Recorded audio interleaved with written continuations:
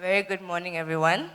Before I start, I would like to take this wonderful opportunity to thank Ms. Didi from Medical Conference Partners for believing in me and giving me this opportunity, not just to share my story with you all, but to also learn from everyone in this room, because I have for the last 2 days I've been here. So without further ado, I'd like to start with something I called the inclusive statement. Before I walk you down my journey, I would like to practice what I preach, which is inclusivity. Having said that, one of the difficulties that I face having spina bifida is having issues or troubles remembering or memorizing my talk. So from time to time, you would catch me reading from my phone so that I do not miss the fun details I'm here to share with all of you. I would like to start with a very simple breathing exercise. And for that, I would like to request for those who can stand to stand, and for those who can't, may remain seated. Thank you.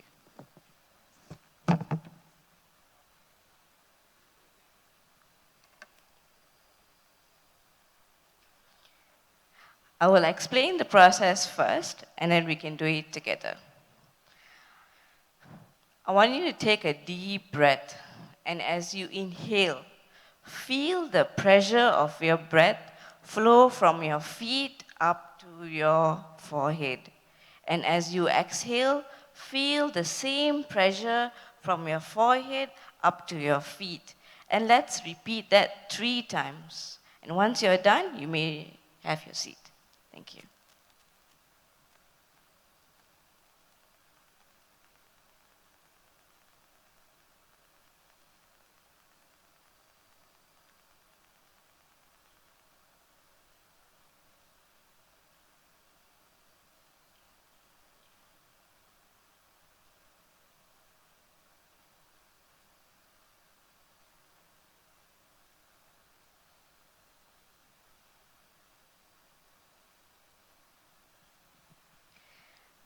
I'd like to call this exercise the breath of gratitude, because I think after all the disasters we have gone through with COVID, um, we appreciate and we have more gratitude for being alive and strong today. So I would actually encourage you guys to practice this every morning when you wake up, so that we are grateful, we practice grateful before we start the day. Isn't it so amazing to think that something as simple as breathing is the main source of our existence? No one really thinks about it as an option. It's a necessity in everyone's lives, isn't it? But years of living as a differently able person and seeing the ignorance and discrimination in my community, I learned at a very young age that accessibility and inclusivity didn't seem as important for those who weren't living with a disability, hence making one feel unwanted or sometimes suffocated. Right from the very beginning of my childhood, everyone around me has had a very close mindset towards those living with a disability. And when I mention disability, Malaysia actually recognizes 7 different disabilities in Malaysia, and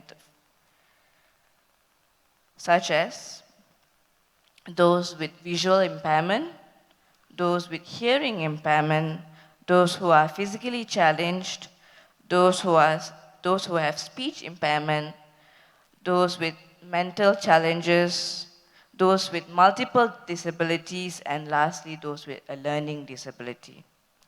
And what all of us need is facilities that are provided according to our needs. So let me walk you through the first time I encountered ignorance and discrimination.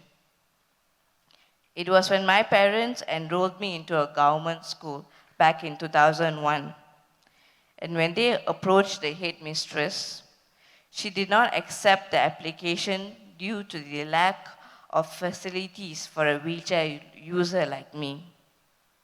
So my parents sent a letter to the education department to accept me.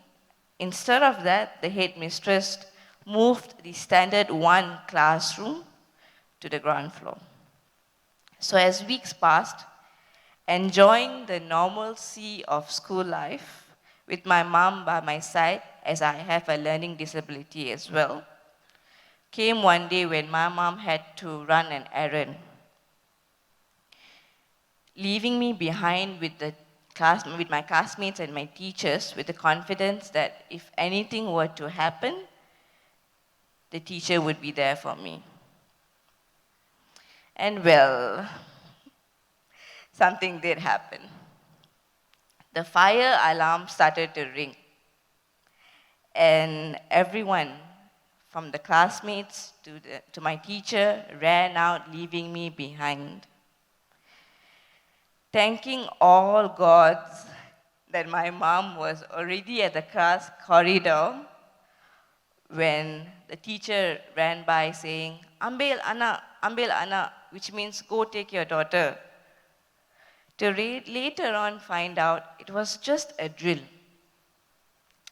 So let's ponder for a while, as I'm very sure there are many parents in this room today probably holding your chest and wondering, what if it was my kid?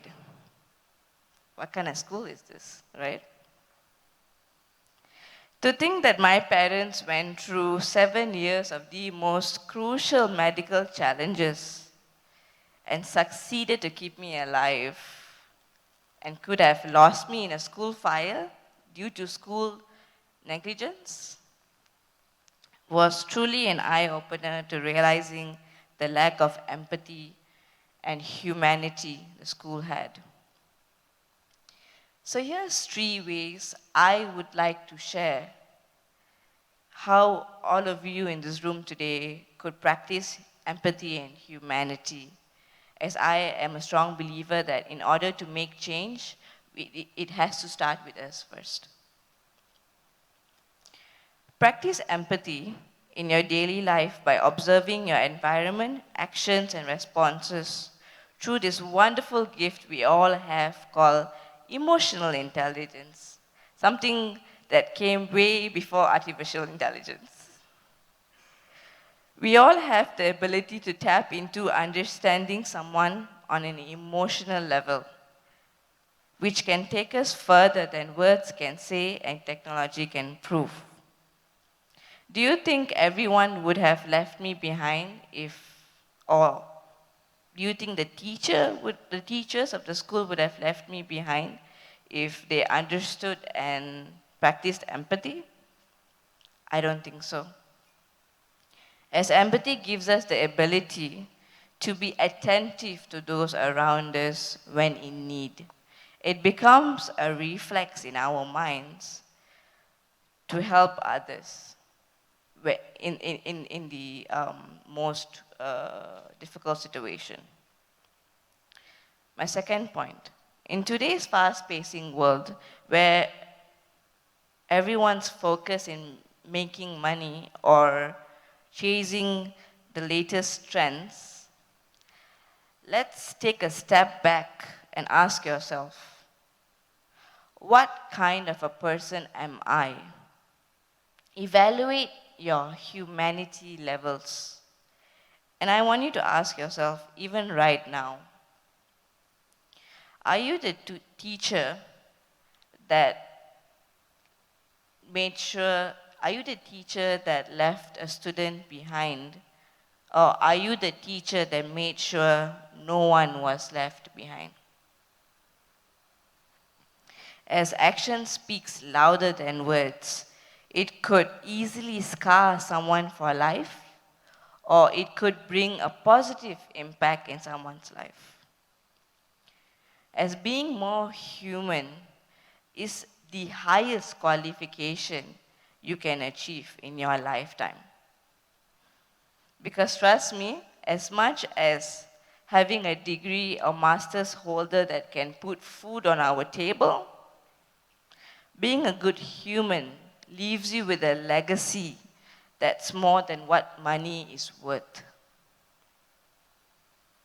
Once you're no longer in this world today, people will remember you by how you made them feel, not by what you bought for them. So now let's get back to the story. After years of scouting for school, I ended up getting enrolled into a church-based school which practiced self-paced studying. I did face challenges such as logistics from time to time, and due to that, I had so much time in hand to explore other opportunities.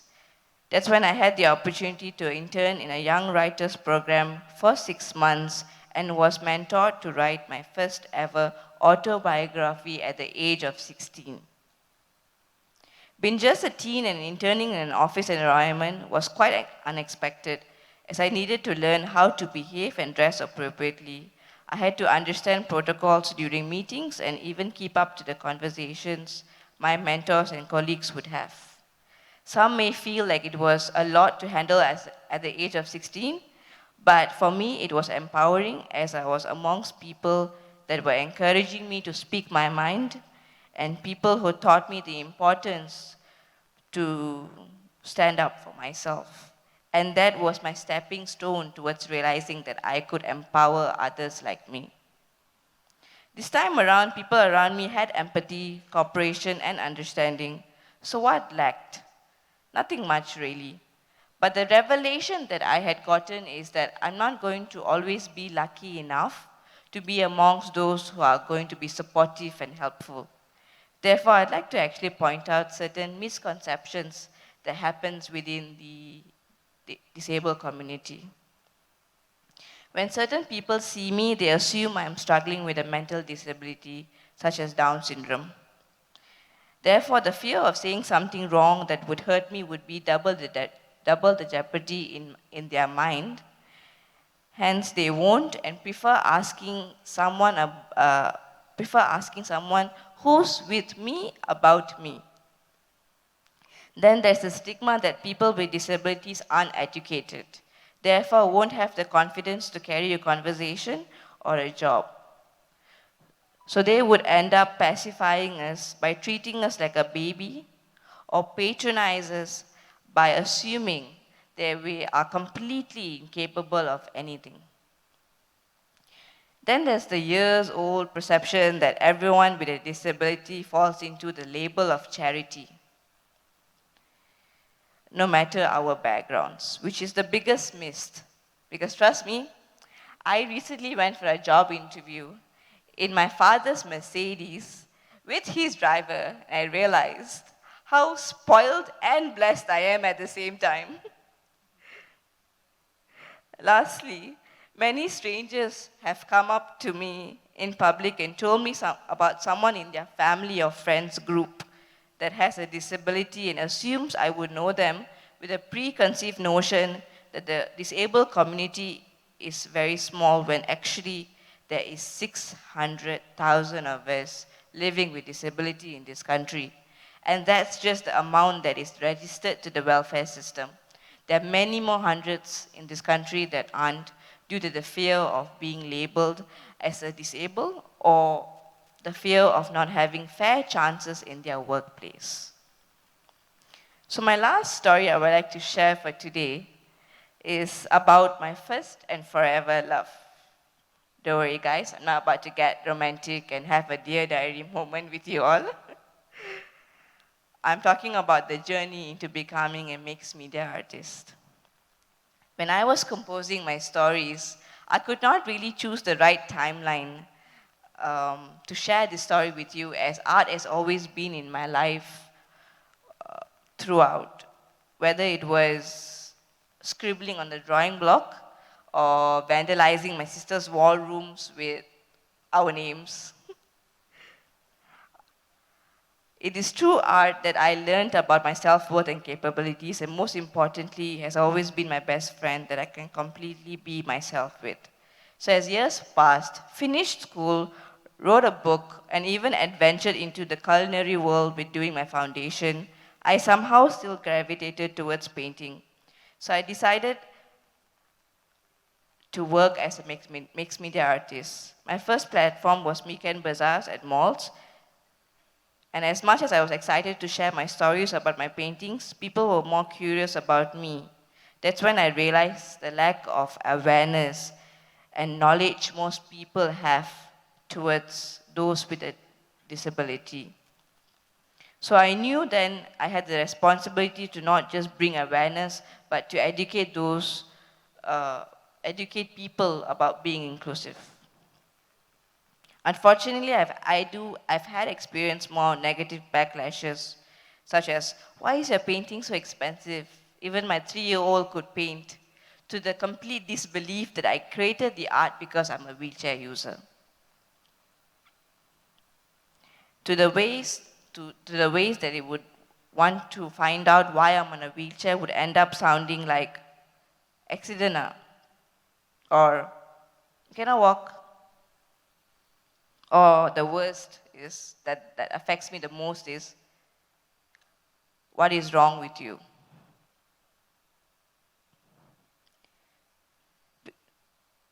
Because in my mind, I was not asked to be born this way. My parents had no idea about my condition till I was born, and therefore I've always felt like none of us should be labeled as wrong. It's not like my parents placed an order on Lazada for a healthy baby child and got me. Well, I think they hit the jackpot, but then again, that's my opinion. So for starters, if you're curious about someone with a disability, firstly, don't let that be the starter of a conversation. We are so much more than our disabilities. It's like if I were to come up to you right now and speak to you about that pimple on your face, just because it's so very obvious to my eyes. That's how someone with a disability feels like. So open up your mind to observing the other traits about them before getting personal. Then you can gradually, in your own way, ask them, if you don't mind me asking, may I know what happened to you? Never assume anyone with a disability is open to talking about their condition, because not everyone has got it all figured out and is open enough to share their personal stories.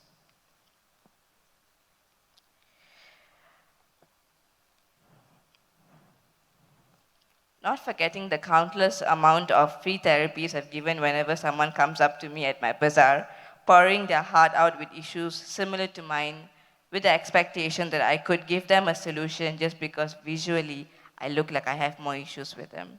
Which isn't true. Because if there's one important lesson I've learned in life, is that my issues are not bigger than yours, and neither is yours smaller than mine. It's just different. So none of us should compare our problems to each other. Over the last 10 years, I've had the luck of having organizers that have cooperated with me with my exhibitions and bazaars. But I've also understood that it's because I've been taught by my parents to have the courage to ask, inquire, and speak my mind to them to build the path that I would like to go on. But I've also understood that over the years of my advocacy life, I've noticed that not all PWDs are open and straightforward as me due to the lack of family and community support. So here's, so those who are event organizers or wants to get into this line of work, what and why you should build a more inclusive environment so that many more PWDs will have the courage to step out of their comfort zone. Let's start with the why. For starters, we do have PWDs in this country who have made it in life despite their challenges. For instance, the owner of 99 Speed Mart, Mr. Lee Tiam Wah, who is born with polio, or the late Mr. Anthony Tanasayan, who has spinal bifida and was a special needs activist, and the first wheelchair user to become a councillor with Petaling Jaya City Council. So the need to change your mind to being more open-minded leads you to understanding the importance to making sure your events is not just inclusive, but accessible. because you never know how it could benefit your business. Now for the what. For those who do not have any knowledge on how to get educated on the needs of a PWD, people with disabilities, it would be best to include a PWD to join your team as advisory or consultant to help you plan accordingly. Secondly, be open enough to understand their strengths and weaknesses. For instance, before I started, I had my inclusive statement mentioning my learning disability as a way to manage my expectations with you all today. So make a safe space for them so that they could express their fears and limitations. Lastly, practice empathy and not sympathy. Because why should you empathize when you can enable and support them to reach their greatest potential? As there's more ways for me to explain about having an inclusive mind, I would like to actually share a video by one of my most favorite TED Talks by Sean Stevenson, and he will point out more vital ways to have an inclusive mind and why it needs to start with you. So can we have the video play, please? Thank you. So I'm trying to compose my blog post for tonight. And I'm thinking, it sounds really believable that I went to prison and hugged a bunch of really nice prisoners while a DJ Busy threw on some records and Richard Branson told me where I can score some free heroin.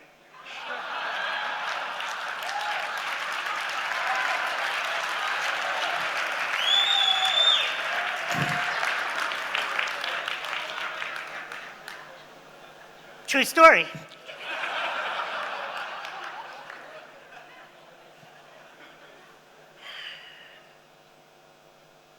Lesson number 1. Never believe a prediction that doesn't empower you. When I was born, the doctors told my parents that I would be dead within the first 24 hours of my life. 35 years later, all those doctors are dead.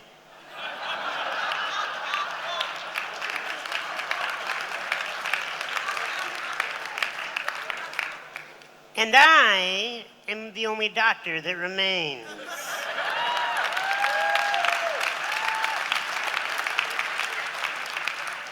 Never believe a prediction that doesn't empower you. How many predictions have been thrown at you your whole life? If you believe predictions that do not empower you, you will wither away and die. Either physically die or your spirit will die as you just walk around the world like a carcass that is just following the masses. You will be given a lot of titles in your life. You will be told so many different things. You must only listen to that which empowers you. I have a belief that has served me in my life, and that is that everyone is rooting for me to win, even those that do not know it. And I am not here today to tell you that I have had adversity in my life, and so therefore I know what you're going through. I don't have a clue what any of you are going through in your lives. I did not grow up in your neighborhoods, more than likely. I did not have your set of parents, nor do I live in your body. I have not had the events that you've had happen to you. I can tell you I am only an expert on one thing, and that's how to be me. And I do it well.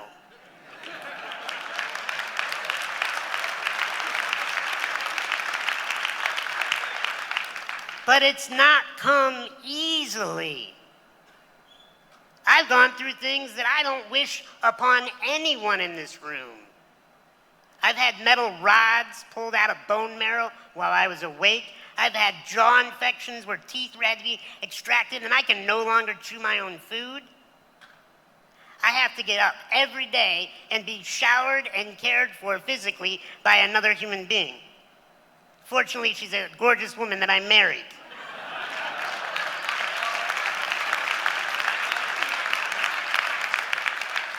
I get stared at everywhere I go, And the moment people meet me, if they don't know a thing about my resume, they automatically, just by the human nature, think to themselves, oh, it must be so difficult to be that man.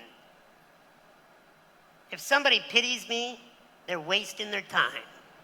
Because I have chosen a life of strength. And I am here to help you choose a life of strength. But I'm going to tell you, we've talked about drugs here. You know what the worst drug to ever hit the human race is? Pity. The moment you feel sorry for another person, or the moment you feel sorry for yourself, you're hosed. You are totally, completely frozen in potential. We cannot pity ourselves. We cannot pity you. Yes, I get to go home today. Yes, I get to have what many would call freedom, but I'm going to talk to you about freedom, about what I really choose to see freedom as. Because like I said, you cannot believe predictions that do not empower you. The second lesson today is you are not your condition. You are not. I am not disabled. Sure, I'll take the handicap parking privileges. But that does not define me as a man. Not able. I've been looked at and treated my whole life as if I am not able. I have had to rise above and show people that the only disability is one's refusal to adapt. You have to adapt to whatever environment you're in, even if it's prison. And what does adaptation look like? I think it looks like celebration. Because when you meet people that are celebrating their life, you want to be around them. You want to learn from them. You want to do business with them. You want to hire them. Look, if you do not want to be seen as a prisoner or a convict when you get out of this, or even while you're in this, then it's an attitude. It is a belief in yourself that you bring value to the human race, no matter what your current condition, title, or stature is. Because if I believe that I'm disabled, I would wither up, I would be shy, I would be insecure, I would be afraid, I would act like I need your help. And the rest of humanity would be okay with that. But I choose something else. I choose to be strong. I choose to be a leader. I choose to have words to move this planet. I'll tell you why I was born. And I hope it inspires you to find out why you were born. I was born to rid this world of insecurity. Because when a human being is insecure, they do stupid stuff. When we feel like we're not enough, we chase external validation and external objects to try to tell us we're enough. Thank you.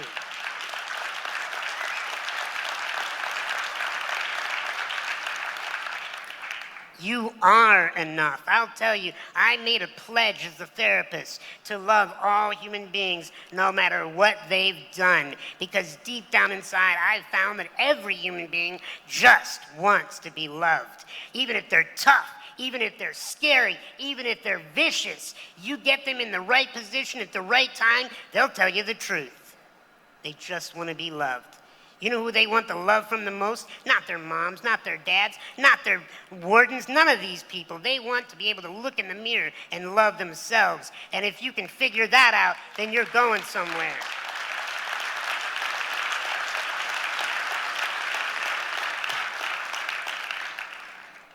But you cannot feel sorry for yourself.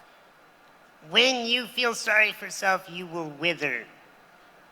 But there's a contradiction to feeling sorry for yourself. At the opposite extreme, it's what I call bullying yourself, beating yourself up, being your own enemy and telling yourself that all those predictions, those negative opinions, they're true, they're right, you're washed up failure, you're not going to amount to anything.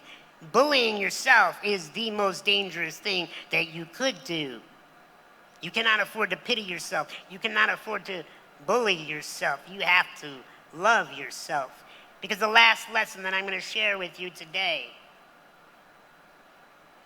that is, I'm going to teach you what the real prison is. It's not surrounded by barbed wire or electrical fences. The real prison's do not have guards. The real prison's up here. And we all got it. We all have a mind that chatters. So often won't stop chattering. Do you know where your salvation is? It's not outside these walls. I've met so many people that are so extremely successful and famous that are in prison because they're stuck in their minds, bullying themselves, pitying themselves. True freedom is dropping down out of that mind. And what my wife has taught me is drop into your heart, into mastering this beating thing that is more than just sending blood to the extremities. What is it doing? It's sending emotional possibilities, infinite possibilities of choice in our behavior, in our life, in our attitude. When you love yourself, whether you're sleeping on a prison cot or in a mansion, whether you have food in your belly or you don't know when your next meal is coming, when you love yourself, when you learn to master your emotions, then and only then are you free. I love you, each and every one of you, and I wish you freedom within these walls. God bless.